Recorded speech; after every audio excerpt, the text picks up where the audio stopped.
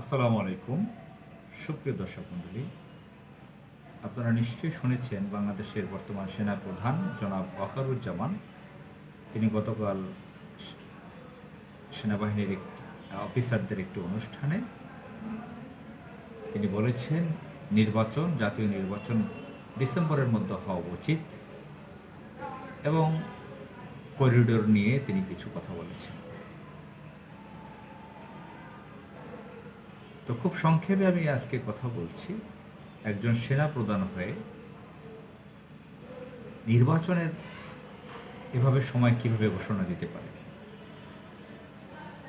তিনি তো সরকারি কর্মচারী, তিনি তো রাষ্ট্রের নীতি নির্ধারণী ক্ষমতায় নেই, সরকারের মুখপাত্র নন, তিনি রাজনীতিবিদ তো ননই, কোনো উপদেষ্টা নন, মন্ত্রী পদমর্যাদার বা প্রধান উপদেষ্টা সেটাও নন, রাষ্ট্রপতি সেটাও নন। তিনি সেনাপ্রধান। তিনি সামরিক বাহিনীর অনেকগুলো বাহিনী আছে, আমাদের 3টে গুরুত্বপূর্ণ বাহিনী আছে, আরও আধা সামরিক বাহিনী আছে, আইন শৃঙ্খলা বাহিনী আছে। বেসিক্যালি প্রতিটা রাষ্ট্রের 3টি গুরুত্বপূর্ণ বাহিনী থাকে, সশস্ত্র বাহিনী। এই সশস্ত্র বাহিনীর মধ্যেও সেনাবাহিনী, নৌবাহিনী, বিমান বাহিনী। তিনি সেনাবাহিনীর প্রধান। তিনি কিভাবে বলতে পারেন যে এই অন্তর্বর্তীকালীন সরকারকে থ্রেট করতে পারেন এবং বলতে পারেন ডিসেম্বরের মধ্যে নির্বাচন হতে পারে?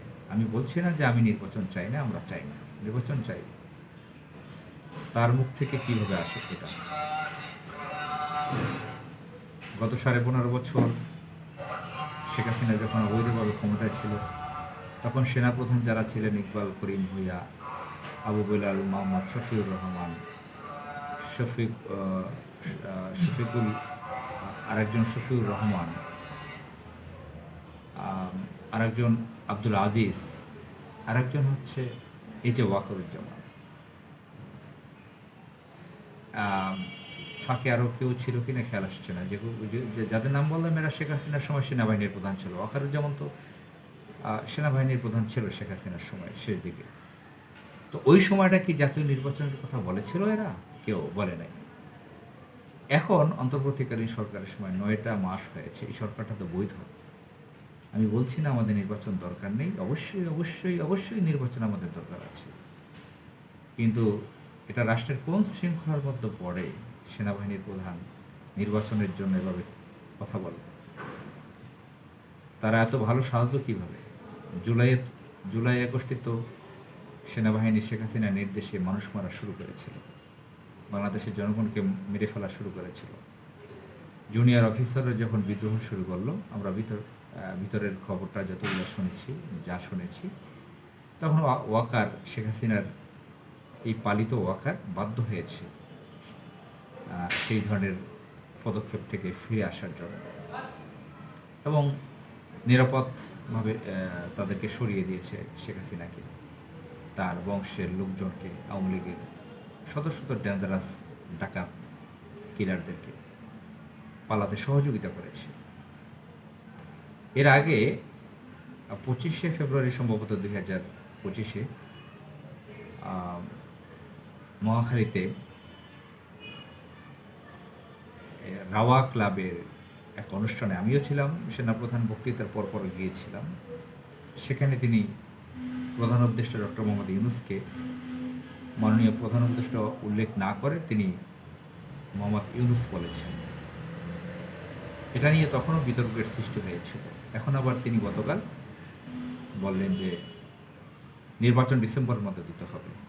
তো এটা কি সেই পাকিস্তান যেখানে সরকার থাকলেও সেনাবাহিনীর লোক চালাচ্ছে, যেটা নিয়ে সারা বিশ্বের রাজনীতিতে সমালোচনা রয়েছে পাকিস্তানের ব্যাপারটা নিয়ে? কিভাবে সে এভাবে নির্বাচনের জন্য চাপ দিতে পারে, এভাবে বক্তৃতা করতে পারে? সে তো সরকারের মুখপাত্র নন, সেনাবাহিনীর প্রধান। স্পেসিফিক তার ডেসিগনেশন আছে সারা বিশ্বে এই পদগুলোর একটা পাওয়ার সম্পর্কে আপনারা জানেন। এটা সরকারি রাষ্ট্রের গুরুত্বপূর্ণ কর্মচারী।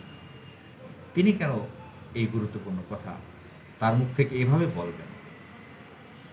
সুপ্রিয় দর্শক মণ্ডলী, আমরা যতটুকু জানতে পেরেছি, অ্যানালাইসিস করেছি যে ভারতের যারা আছে বাংলাদেশ বিরোধী, ভারত তো বাংলাদেশকে সহ্য করতে পারে না, তার সেই সরকারের লোকজন তাদের বিভিন্ন এজেন্সির লোকজন যা বলে তার সাথে সেনাবাহিনী প্রধান ওয়াকারুজ্জামানের কথা মিলে যাচ্ছে, এক সুরের কথা।